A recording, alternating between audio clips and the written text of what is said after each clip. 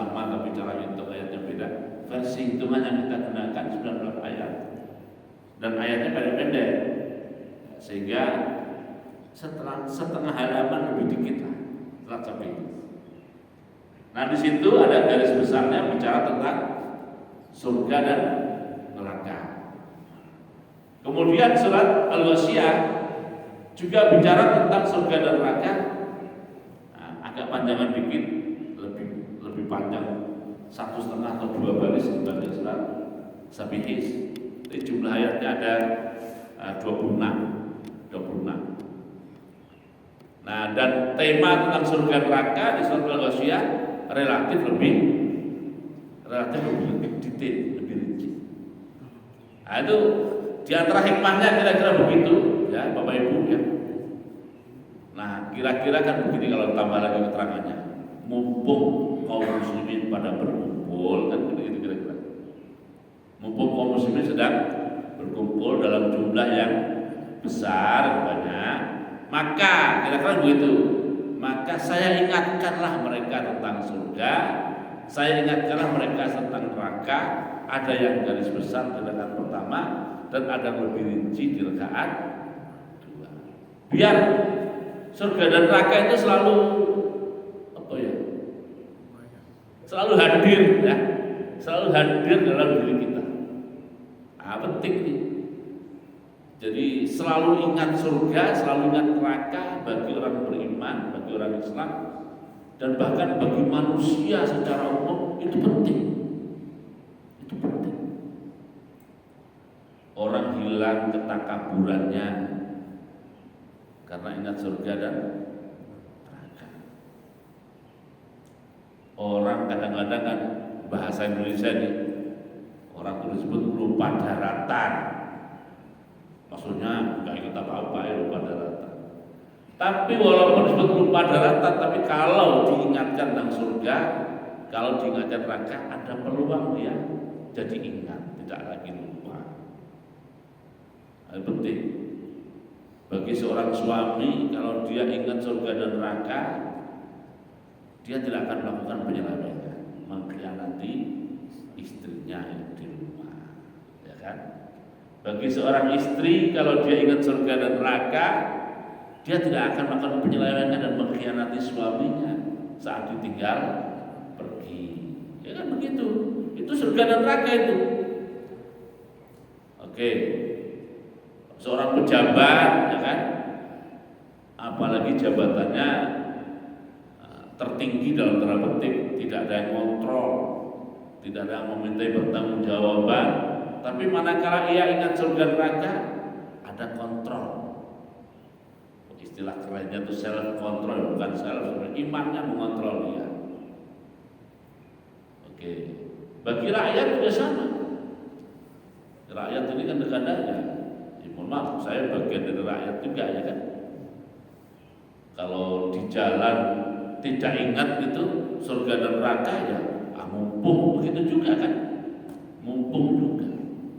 Maka ingat surga, ingat neraka itu penting bagi kebaikan kita di dunia dan bagi kebahagiaan kita di akhirat nanti. Itu ya. Nah, sekali lagi, mumpung lagi pada ngumpul, kira-kira begitu pilihan Rasulullah. Saya ingatkan mereka dengan surga dan neraka. Rakaat pertama dibacakan Sabihis, rakaat kedua dibacakan Al-Ghasyiyah. Kita sering dengar ya, generasi terbaik dari umat manusia itu adalah generasi yang menjadi sahabat Rasulullah SAW. Itu generasi terbaik bagi seluruh umat manusia. Tolak ukurnya tolak ukur generasi. Nah, maka kita bertanya, seperti apa kualitas iman mereka pada urusan surga dan neraka ini? Ya, iman pada surga neraka itu juga level-level kekuatannya, level-level. Walaupun sama-sama beriman, tapi levelnya beda. Generasi mereka levelnya itu mereka seakan melihat surga dan neraka di depan mata mereka. seakan apa? Melihat surga dan neraka di depan mereka. Ya, dulu ada seorang sahabat Nabi namanya Hanzalah. Tapi bukan Hanzalah yang waktu meninggal dunia dalam perang Uhud dimandikan malaikat, bukan. Hanzalah lain. Ada beberapa Hanzalah. Nah, suatu hari dia mendatangi Rasulullah SAW. Dalam perjalanan menuju Rasulullah bertemu Abu Bakar As-Siddiq radhiyallahu anhu majmu'in. Kata Hanzalah, Abu Bakar, Hanzalah ini telah menjadi munafik. Dia sendiri Hanzalah, dia ngomong kepada siapa? Abu Bakar, Hanzalah telah menjadi munafik. Makanya mau menghadap Rasulullah SAW, minta solusi, kira-kira begitulah ya, minta petunjuk. Abu Bakar kaget, bagaimana ceritanya kamu menjadi munafik? Ya kata Hanzalah, bagaimana tidak munafik Abu Bakar?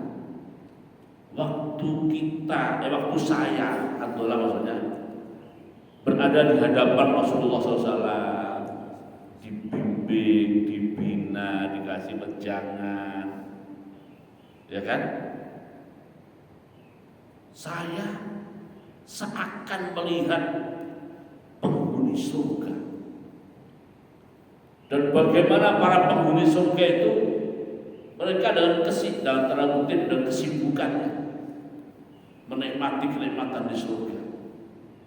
Dan saya juga bisa merasakan, melihat bagaimana neraka dan para penghuninya, bagaimana mereka berteriak-teriak, melolong-lolong,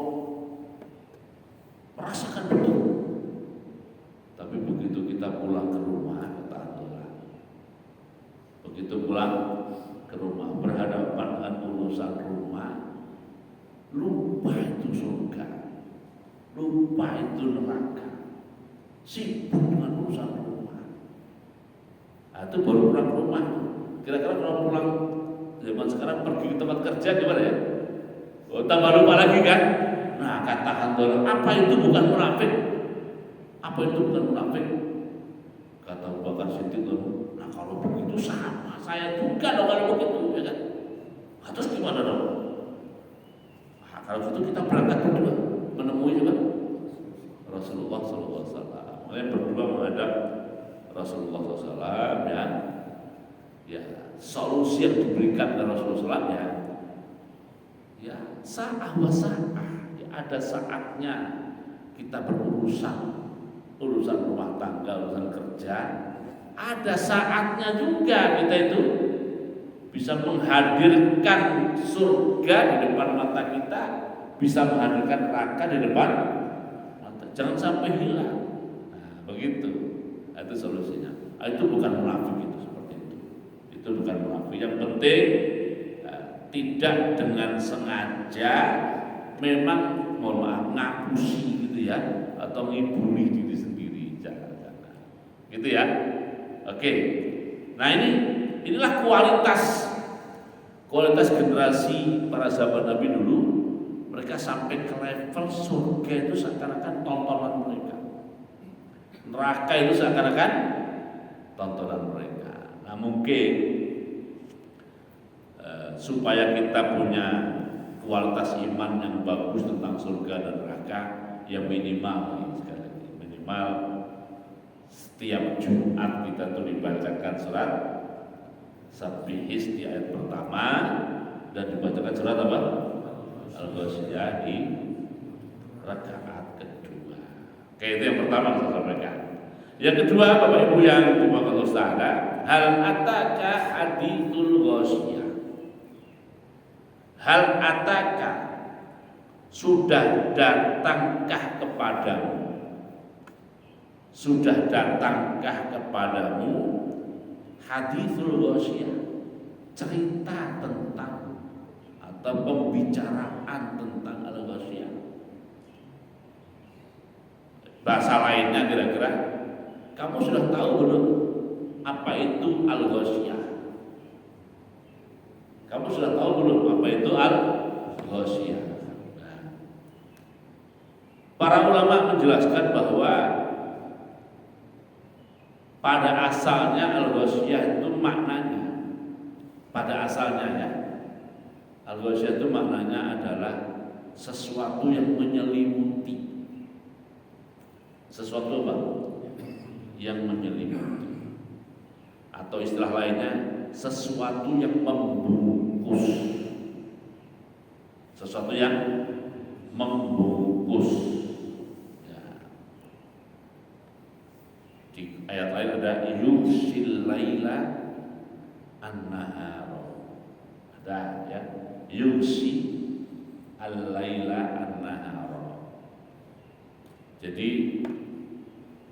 malam dan juga siang kadang-kadang itu dibungkus, maka tidak kelihatan lagi karena dibungkus. Ibaratnya kita punya sesuatu ya, anggaplah botol gitu dibungkus, maka botolnya kelihatan ya?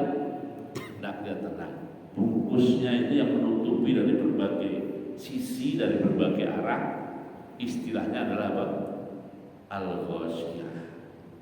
Atau orang yang lagi kedinginan atau lagi ketakutan, sekujur tubuhnya dililit dengan selimut. Nah, selimut itu juga bahasa Arabnya, selimut itu namanya apa? Al-ghasyiyah. Ini bahasa. Nah, tetapi yang dimaksud di ayat ini, yang dimaksud al-ghasyiyah adalah hari kiamat. Yang dimaksud dengan al-ghasyiyah adalah hari kiamat. Jadi maksudnya sudah datangkah kepadamu, nah, waktu itu berarti kamu dimaksud Nabi Muhammad SAW. Kalau kita sekarang ya kita ini yang diajak berbicara oleh ayat ini. Sudah datangkah kepadamu cerita tentang kiamat. Ghasyiyah itu maknanya kiamat.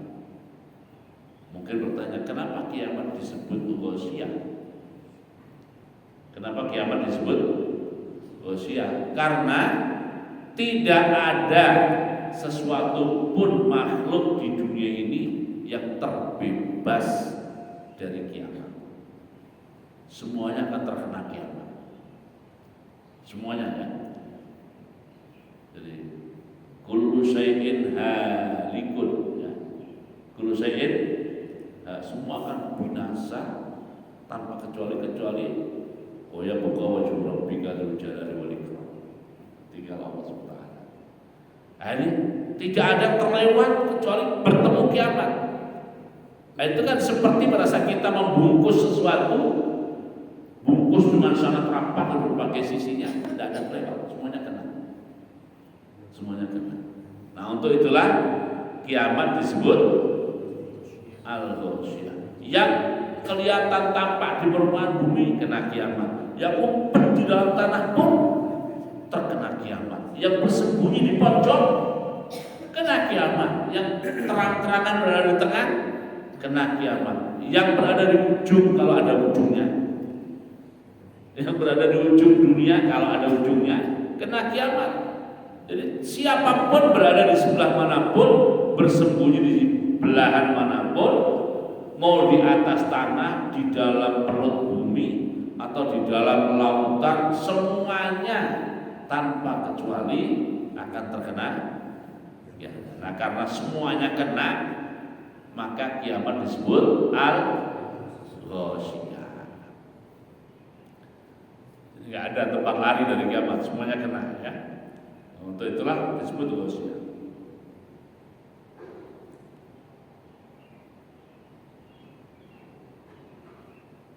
Oke. Hal ataka hadithu al-ghasyiyah. Lalu pada ayat 2 sampai ayat berapa? 16. Lalu di ayat 2 sampai ayat 16 Allah SWT menceritakan tentang dua kelompok manusia. Dua kelompok manusia. Kelompok satu diceritakan di ayat 2 sampai ayat 7. 2 sampai 7. Ini kelompok pertama, dan kelompok 2 diceritakan di ayat 8 sampai ayat 16. Kelompok pertama adalah kelompok manusia yang setelah kiamat terjadi, mereka akan masuk neraka, naudzubillah min dzalik. Masuk neraka, naudzubillah min dzalik.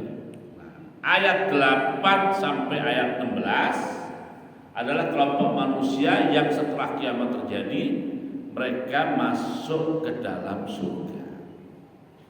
Masuk ke dalam surga. Jadi memang Al-Quran begitu ya, kalau bercerita di kategori kelompok manusianya ini. Mungkin yang surat Al-Fajr sudah kita bahas seperti ya. Sebagai juga surat-surat sebelumnya modelnya itu mirip-mirip begitu, tapi tidak sama. Tapi mirip-mirip. Nah ini juga begitu.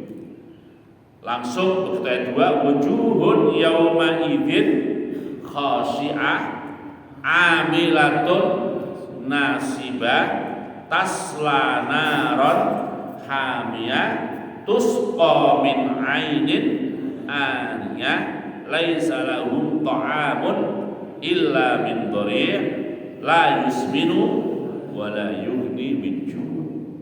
Ini yang cerita nerakanya. Wujuhun akan ada wajah-wajah. Wujuhun akan ada wajah-wajah, tentu bukan hanya wajah saja. Ya akan ada manusia-manusia yang wajah mereka yauma idzin pada hari itu. Yang dimaksud hari itu adalah hari atau kehidupan pasca kiamat. Kehidupan akhirat namanya. Kehidupan pasca kiamat atau kehidupan akhirat ya. Wajah-wajah yang wajahnya disifati dengan 3 sifat di sini. Kalau Bapak Ibu pegang mushaf dan terjemahnya bisa dihitung. Sifat wajah-wajah manusia pada hari itu 3, yaitu khashi'ah, amilah, nasibah. Wajahnya apa? Khashi'ah, amilah, nasibah. Oke. Nah, manusia-manusia wajahnya khashi'ah, amilah, nasibah ini nasibnya adalah tasla naron hamiyah. Ini belum saya terjemahkan ya. Kita apa namanya? Kita garis bawahi dulu, kita tandai dulu. Nah, jadi kelompok pertama adalah kelompok yang wujuhun yauma idzin. Nah, 3 wajahnya khashi'ah, amilah, nasibah. Nasib mereka tasla naron hamiyah. Nah, di dalam neraka itu mereka akan mendapatkan apa saja. Nah, surat Al-Ghasyiyah menjelaskan 3 hal saja. Menjelaskan tentang keadaan tempat yang bernama neraka itu seperti apa keadaan tempatnya. Yang kedua menjelaskan tentang minuman mereka di dalam neraka.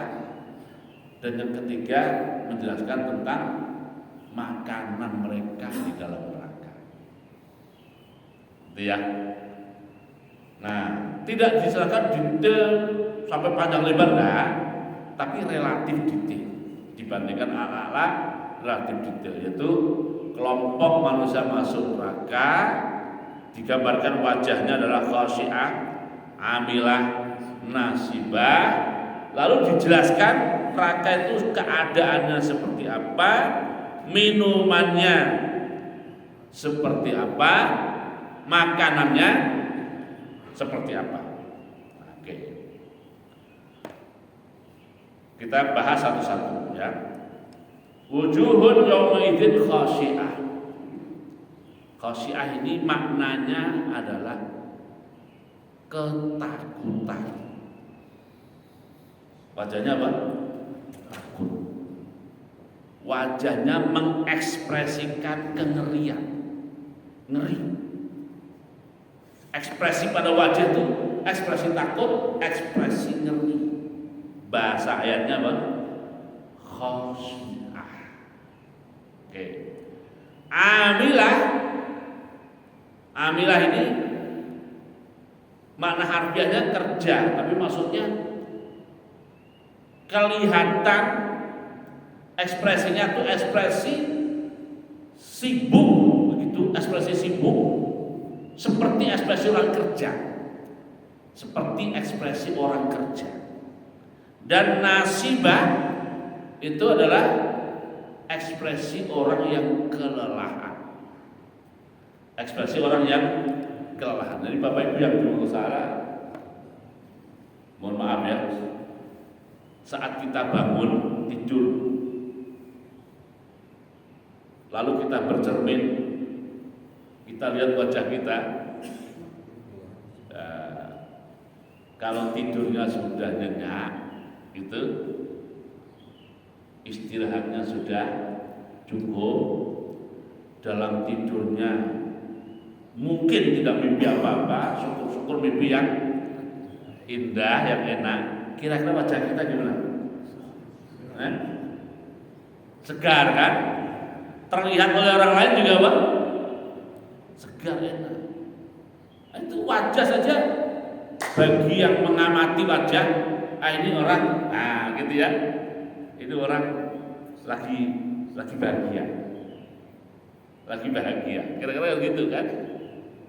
Tapi kadang-kadang kita melihat orang itu ekspresinya ekspresi ketakutan, kengerian. Walaupun bangun tidur, mungkin karena waktu tidur mimpi buruk, ya kan? Mimpi horor, ya kan? Wah, ketakutan. Dan kelihatan lelah capek, kata-kata. Itu padahal baru bangun tidur tuh. Baru bangun tidur. Nah, kalau di akhirat nanti kan bisa dibayangkan juga begitu. Orang di akhirat kan bangun tidur, Pak.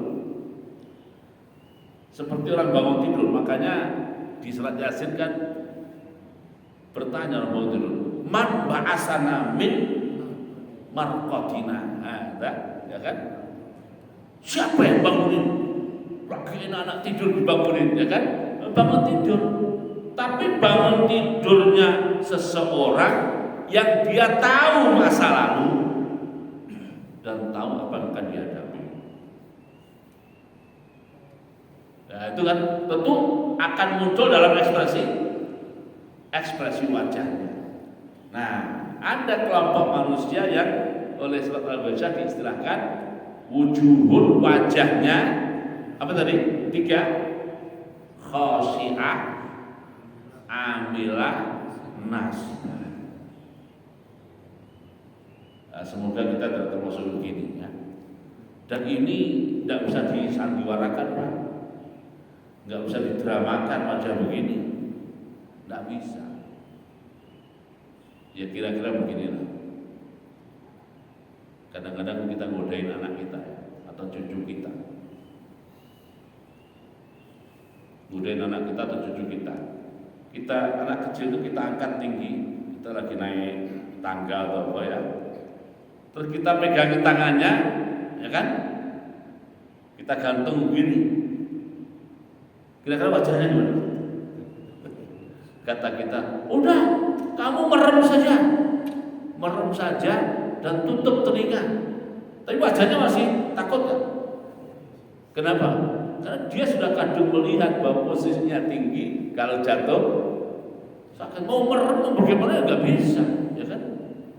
Atau bapak-bapak, ibu-ibu yang pernah naik pesawat, pas lagi turbulensinya agak serius, selesai nggak kalau kita merem dan tutup telinga? Wajah kita kira-kira kalau direkam video terus ditonton itu kelihatan nggak wajah kita tuh? Gimana, ya kan? Nah, karena kita sadar kita berada di ketinggian dan berpotensi jatuh. Ya saya pernah mengalami itu ya. Mohon maaf. Jadi maksudnya waktu itu dari Jakarta terbang ke Jogja, mau takziah Mbah Marijan. Maksudnya mau takziah. keluarga Mbak Marijan waktu Mbak Marijan menjadi korban Gunung Merapi. Kita berangkat ke sana naik pesawat untuk takziah. Lah pesawat yang menuju ke sana itu loh turbulen, kan? Kebetulan ada teman yang bawa jam tangan bisa mengukur ketinggian. Itu pesawat itu drop jatuh, tadinya 40 meter. Ya kan Pak, jadi turun itu semuanya masih pucet Pak. Alhamdulillah sudah turun di Jogja itu, tapi masih pucet. Ya itu pengalaman, itu yang paling serius. Semoga nggak terulang ya. Yang rada serius itu saya pernah juga mau terbang ke Padang. Nah, baru terbang setengah jam diumumkan oleh pilot atau kaptennya atau kopilotnya bahwa kita harus balik ke Soekarno-Hatta. Dan balik mendarat lagi Soekarno-Hatta. Ya saya tidak mengalami masalah serius karena cuma pengumuman begitu saja. Tapi ternyata begitu sampai ruang tunggu ada kira-kira ibu-ibu 15 orang. Terus selalu rangkulan di ruang tunggu 15 rangkulan nangis bareng. Kita apa? Rupanya mereka itu satu keluarga mau ke Padang untuk takziah. Lalu terus dengan rumah pesawatnya mau balik. Lah kalau mati bareng kita nggak jadi takziah tapi jadi apa? Jadi takziah. Oh mereka nangis bareng. Padahal udah selamat nangis bareng. Ada satu dari mereka. Kita apa? Saya nggak usah ikut aja sebelum. Kata yang lain gimana mau udah sampai sini ya kan? Tiket udah dibayar, udah pegang boarding pass, bahkan sempat apa? Terbang bagaimana mau pulang. Nah waktu ke Jogja juga begitu kita. Jadi ada suami istri ikut. Kata suaminya pada istrinya, Bu, nanti baliknya ibu saja ke pesawatnya, bapak naik kereta api. Kata istrinya, enak saja mau hidup sendiri, saya suruh mati. Ya wajah nggak bisa disembunyikan. Nah, walaupun tutup mata, walaupun tutup telinga, nah itu. Nah, orang yang bangun dari kehidupan alam kubur setelah kiamat, itu dia tahu apa track recordnya di masa lalu dan apa yang akan dihadapi di depan. Sebelum ada keputusan, dia sudah tahu masa lalunya bagaimana, ngadepin apa. Pastilah akan terekspresi pada wajah. Nah ekspresi itulah yang oleh Allah digambarkan apa? Khasyi'ah, apa tadi? Amilah dan nasibah. Semoga kita tidak termasuk ya. Yaitu ya caranya kita bikin track record yang bagus di sini. Bikin track record yang bagus. Nah, oke. Nah, wajah-wajah yang seperti itu pada akhirnya akan bertemu dengan keputusan Allah SWT bahwa mereka akan dimasukkan dalam neraka. Nah, Allah berfirman di ayat 4-nya, tasla naron hamiyah. Tasla naron. Mereka wajah-wajah itu maksudnya orang-orangnya akan dimasukkan atau akan dicemplungkan naron ke dalam api, maksudnya neraka hamiyah yang sangat panas. Nah, ini naron hamiyah ini adalah gambaran tentang tempat tinggal mereka, tempat kembalinya mereka. Nah, jadi tempat kembali wajah-wajah yang khasyi'ah amilah nasibah adalah naron hamiyah. Nah ini di surat Al-Ghasyiyah begitu saja informasinya. Tetapi kalau informasi-informasi Quran itu kita gabungkan, ya tempat itu adalah berada di, mohon maaf ya, ini masih sederhana juga gambarnya, lembah yang sangat dalam, yang sangat gelap, tapi juga sangat panas. Ya mungkin sekedar pendekatan, tidak persis dan sangat jauh, perbandingannya sangat jauh, tapi pendekatan saja. Kalau Bapak Ibu pergi ke Tangkuban Perahu, melihat apa? Kawahnya. Itu panasnya berapa sih? Tambah perahu di dalam itu berapa derajat kira-kira? Ya anggaplah nggak usah tinggi-tinggi lah. Seandainya itu 100 derajat saja. Misalnya kita bayangkan kecemplung. Nah udah ya. Kalau kecemplung itu kira-kira ada tempat lari kan? Nggak ada tempat lari kan? Ya kayak sumur begitu ya kan? Dalamnya nggak ada tempat lari. Ya. Nah, berarti kalau nggak ada tempat lari di situ saja. Nah di situ saja dalam panas. Ya hanya panas tanggupan perahu. Kita kebayang seperti apa itu rasanya orang berada di situ. Nah udah. Belum lagi asapnya itu beracun, ya kan? Nah, di tambal bawah kawahnya masih terang. Nah, kalau misalnya di situ gelap, sudah gelap di situ ternyata ada ular berbisanya, ada kalajengking berbisanya, ya kan? Ternyata juga ada manusia yang kecemplung di situ juga. Tapi bedanya kalau nyemplung tambal perahu itu ular pasti mati, ya kan? Kalajengking pasti mati, manusia nyemplung pasti mati. Tapi bayangkan itu Allah menciptakan makhluk yang tidak mati di situ. Ularnya tidak mati, kalajengkingnya tidak mati, kelabangnya juga yang beratur-beratur tidak mati, manusia di situ juga tidak mati. Semuanya saling marah, saling mencakar, saling bergelut, berkelahi. Kebayangkan kira-kira suasana itu. Nah Allah hanya persingkat saja surat Al-Ghasyiyah itu naron hamiyah, tempat yang api yang sangat panas, Nah, lagi-lagi jangan dibayangkan di dunia di tempat seperti itu ya kalau mati mateng selesai cerita lah. Enggak, itu nggak mateng nggak mati. Ya, kalau mateng mati balik hidup lagi. Seperti di ayat lain di surat An-Nisa umumnya, ya. Kullama nadhidat juluduhum baddalnahum juludan ghayraha. Setiap kali kulitnya mati gosong angus, Allah kembalikan, mati gosong angus lagi, kembalikan lagi, begitu seterusnya selama-lamanya. Na'udzubillah. Nah, itu gambaran tentang tempatnya. Jadi digambarkan singkat saja naron hamiyah.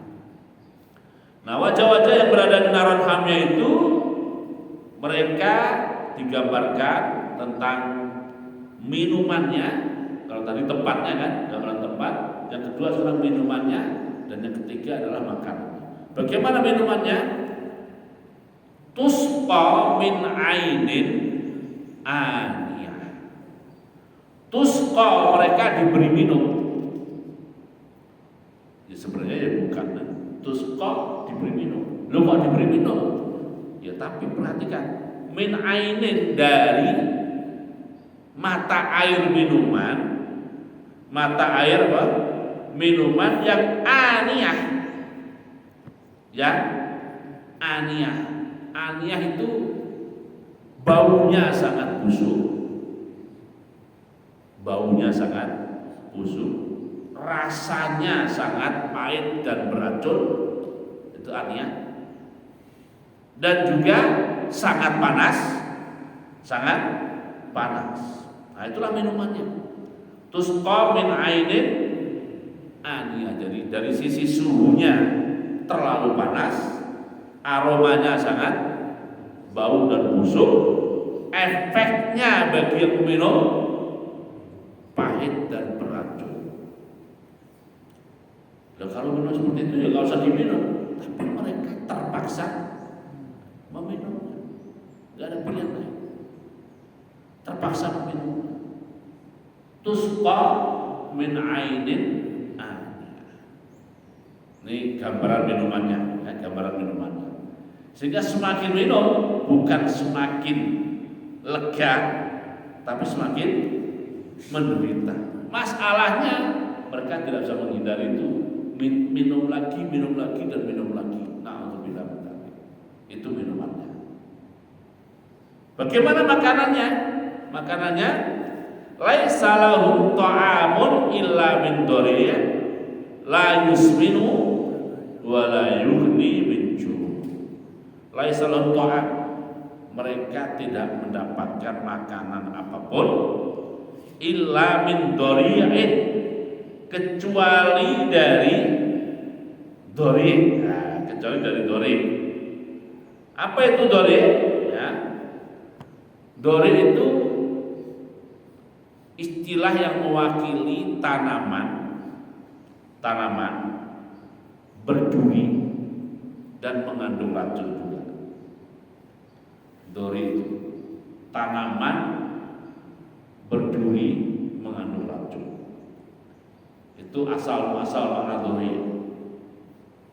Orang Arab sebelum turunnya Al-Quran sudah mengenal istilah dori. Sebelum turunnya Quran ya, mengenal istilah atau kosakata dori sudah dikenal. Jadi di tengah pada pasir itu ada satu jenis tanaman. Waktu tanaman itu masih muda, unta masih mau mengkonsumsinya. Waktu masih muda, unta masih mau mengkonsumsinya. Waktu masih muda, ya Pak, istilah manusianya mungkin lalapan lah begitu ya. Tapi begitu sudah kering, jangankan mengkonsumsi, mendekat ke situ saja unta nggak mau. Mendekat saja Pak, unta nggak mau. Karena durinya terlalu keras dan terlalu tajam, dan kalau dimakan menimbulkan efek keracunan, dan unta tahu, maka mendekat saja nggak mau dia. Anak-anaknya yang belum ngerti, belum mengenal, dihalau oleh dia suruh pergi. Kalau ketemu yang itu dori di dunia, itu dori apa? Di dunia. Dan dori di akhirat dan neraka tentu lebih parah, berlipat-lipat lebih buruk dari dori di dunia. Mungkin ada pertanyaan, lah kok di akhirat, di neraka yang panas ada tanaman? Ya Allah ciptakan tanaman yang tahan di neraka, tapi penggambaran dorinya tetap jalan gitu ya kan. Sama seperti tadi, ya kok ada ular kok nggak mati kok kebakar sana. Lah ular itu mau dicipta khusus untuk hidup di situ, ya kan? Dicipta khusus untuk hidup di situ. Oke. Jadi laisa lahum ta'amun illa min dori. Ya. Jadi semakin makan semakin bermasalah. Yang juga layusminu, makanan itu layusminu, tidak membuat tubuh mendapatkan asupan nutrisi.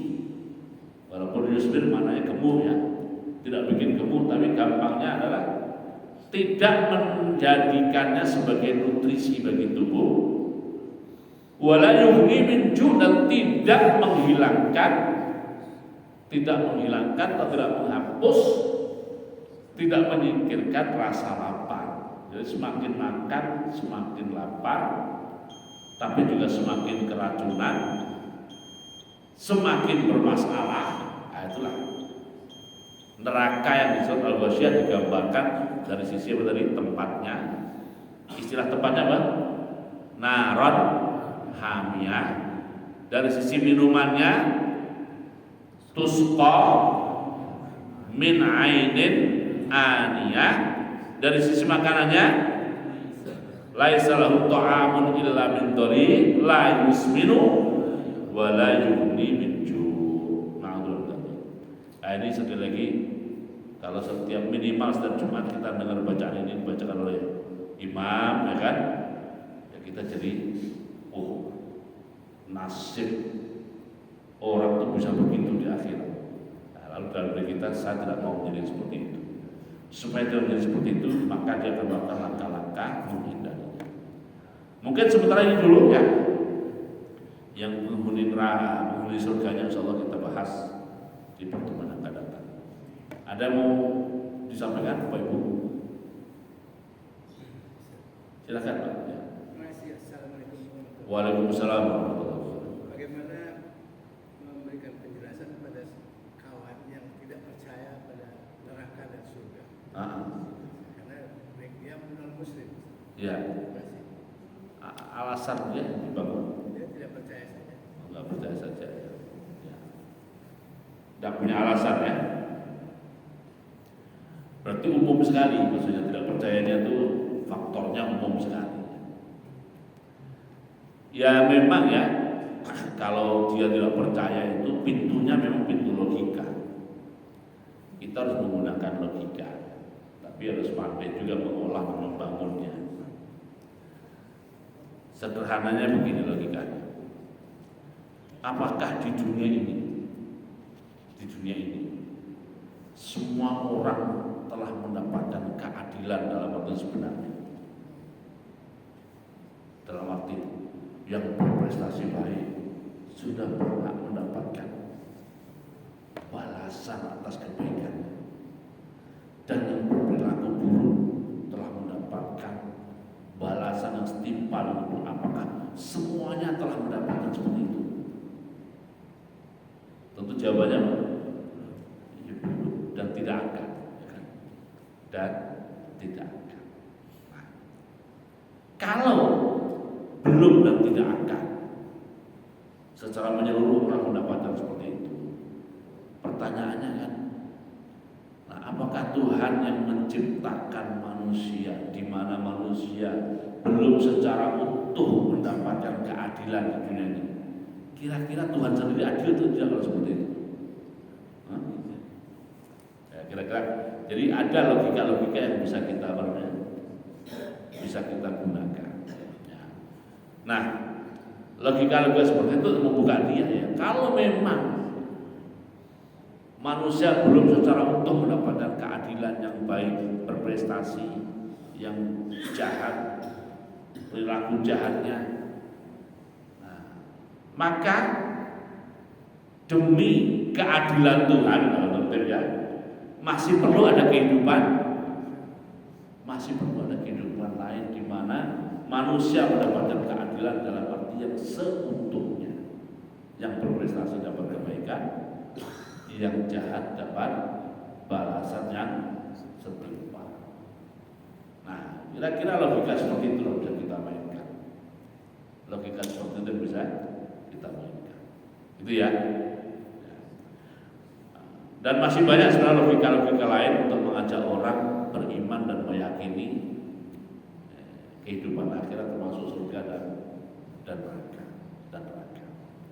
Nah, kalau dia percaya dengan kitab sucinya, dia bisa dikatakan tidak ada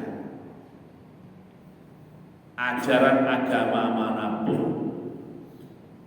baik ajaran yang masih utuh tanpa penyimpangan ataupun ajaran yang sudah mengalami penyimpangan, kecuali ajaran agama itu mengajarkan ada namanya hari pembalasan. Walaupun persepsi tentang pembalasan itu berbeda-beda, deskripsinya berbeda-beda, tapi substansi yang sama, Pak. Tidak ada satu ajaran pun, agama apapun, baik agama yang masih lurus ataupun mengalami penyimpangan, kecuali mengajarkan ada namanya hari pembalasan. Apa itu pembalasan? Yang baik mendapatkan balasan atas kebaikannya, yang buruk mendapatkan balasan atas. Sekali lagi, meskipun deskripsi tentang pembalasan mungkin berbeda, gitu ya, tapi substansi yang sama di situ. Nah, syukur-syukur kalau kita tahu non muslimnya itu agamanya apa dan kita tahu ajaran kitabnya apa, ya kan? Nah, itu akan bisa ditunjukkan, kita bisa tunjukkan di sebelah mana hal itu diajarkan. Nah, kalau bahasa ayatnya yang bisa kita jadikan pijakan, logika kita adalah apa khalaqnakum abatha wa annakum ilaina la turja'un. Memangnya Tuhan menciptakan kita ini hanya main-main, tidak ada konsekuensi, balasannya, tidak mungkin, ya kan? Tidak mungkin. Masa Tuhan lebih buruk daripada anak-anak? Memang anak-anak kalau bikin mainan nggak ada tujuannya, bikin habis itu dirusakin, ya kan? Gambar udah kadang bagus, dicoret-coret lagi, ya enak, nggak ada tujuan. Tapi kalau orang yang akalnya sudah bekerja dengan baik, pasti berbuat sesuatu ada tujuannya. Itu manusia. Nah, Tuhan jauh lebih dari itu. Ya, kita tidak tahu Tuhan, ya, tapi Tuhan jauh lebih hikmah, lebih bijaksana, lebih adil. Maka tidak mungkin membiarkan manusia tanpa pembalasan. Gitu. Nah, pembalasan yang maksimal bagi kebaikan itu namanya surga. Dan pembalasan maksimal bagi keburukan itu namanya neraka. Oke, itu. Ada lagi? Ya. Saya Ya. pernah dengar dari Pak Kiai juga. Jadi kalau ini kan sholat pada saat sholat Id macam-macam itu yang besar itu membacanya surat tadi yang Sabihis. Nabi sama Al-Husia. Dan kalau misalnya sholat maghrib dan sholat itu bacanya kuliah dan kulhu, itu kenapa? Iya. Jadi witir juga. Witir itu ada kuliah, ayul kafirun, dan ada kulhunya juga. Jadi kalau hikmahnya ya, Rasulullah kalau ngajarin orang tuh suruh baca kuliah sama suruh Al-Ikhlas, Al-Kafirun sama Al-Ikhlas. Pertama ya, beliau itu kasihan. Itu kan pendek, ya kan? Itu apa? Pendek. Tapi ya, yang pendek itu kuliah Al-Kafirun itu adalah komitmen yang benar tentang peribadatan. Makanya sebagian ulama mengistilahkan tauhidul ibadah. Kuliah Al-Kafirun itu buat tauhid untuk urusan ibadah. Nah, Al-Ikhlas itu tauhid berkaitan dengan ketuhanan. Tauhid ketuhanan. Jadi tauhid dalam ibadah dan tauhid dalam ketuhanan. Jadi pertama ya hikmah yang utama pendeknya itu. Pendek. Nah, kemudian secara isi mewakili. Ya, kalau namanya mewakili kan nggak seluruhnya ya. Ya kalau seluruhnya namanya bukan wakil, ya. Mewakili yang paling substansi, yaitu tauhid ibadah untuk kuliah Al-Kafirun dan tauhid ketuhanan terkait dengan apa? Al-Ikhlas. Nah, pendeknya dulu. Jumatan memakai apa? Sabihis sama Al-Ghasyiyah. Relatif lebih panjang dari kuliah Al-Kafirun dan kulhu, tapi nggak sangat panjang. Relatif lebih panjang kan? Dan substansi juga mewakili, yang satu mewakili surga dan neraka, bahasanya agak global, nanti akan tahu kita, dan nerakanya relatif lebih detail. Tapi juga sekali lagi bukan fardu. Kenapa? Ya Rasulullah pernah juga misalnya waktu sholat Idul Fitri atau Idul Adha itu bacanya iqtarabatis saatu wa syaqqal qamar, pernah juga. Nah, itu lebih panjang ya. Berapa halaman satu rakaatnya ya kira-kira 2 sampai 3 halaman kan begitu. Kalau ini kan cuma setengah halaman, lebih dikit. Ya ada saatnya dipanjangin begitu ya. Nah, itu pilihan beliau. Nah, pernah juga beliau sholat maghrib itu bacanya surat At-Tur, Pak. Maghrib itu padahal. Maghrib waktunya pendek ya. Nah, pendek di kita, relatif stabil pendeknya. Tapi kalau di Madinah sono, maghribnya tuh bisa lama. Betul nggak? Kalau lagi musim apa? Kalau lagi musim panas tuh maghribnya lama waktunya. Nah, beliau baca waktu kita mastur lebih panjang itu. Pada satu rakaat baca beliau ya. Waktu itu juga bicara tentang masalah ya akhirat juga, masalah akhirat juga. Nah, itu pilihan-pilihan rahasia-rahasianya begitu wallah ya.